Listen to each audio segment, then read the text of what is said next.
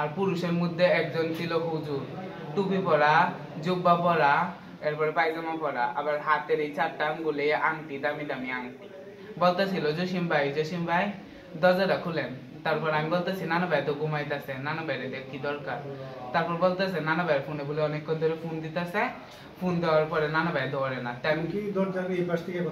আমি দরজার এই পাশ থেকে কথা ওরা বাইরে। না না না, তখনও দরজা খুলছি না।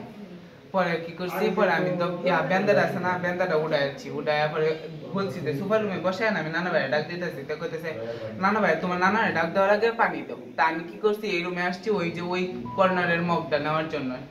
তারপর মগটা নেওয়ার জন্য মানে এই পর্যন্ত আসছি, তার মধ্যে আমার কি করছে পিছন থেকে ধরছে, ধরে এইভাবে মুখটার মধ্যে ধরছে, ধইরা এমনি শুয়ে আছে। একজন ছুরি ধরছে, কইছে যে যদি লড়স তে তোরে টান দে।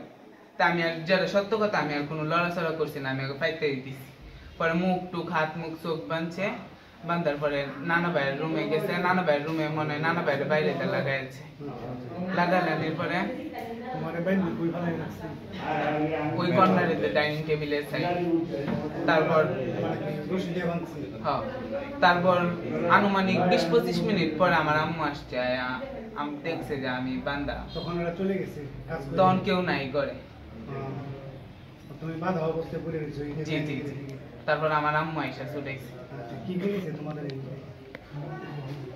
লকেট নিছে, আংটি নিছে 4টা, এরপরে চেইন আর সোনার গহনাপাতি। জি জি জি। আর নগদ 1 লাখ টাকা তুলছিল ব্যাংকের থেকে, বিল্ডিং এ কাজ করাইতো যে। এগুলো সব নিয়ে গেছে। জি জি। ওদের কি আগে দেখছো এরকম লোকজন? না, ওরারে কোনোদিন আমি দেখছি না, চোখের সামনে পড়ছে না।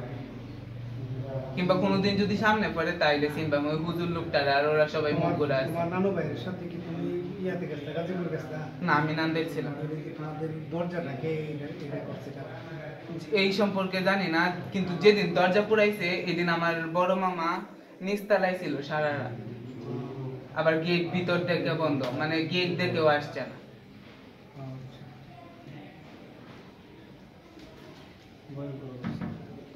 তোমার আতঙ্ক, তোমার মনের মধ্যে একটা আতঙ্ক না? আবার তোমাকে বাইন্দা ফেলাই রাখছে।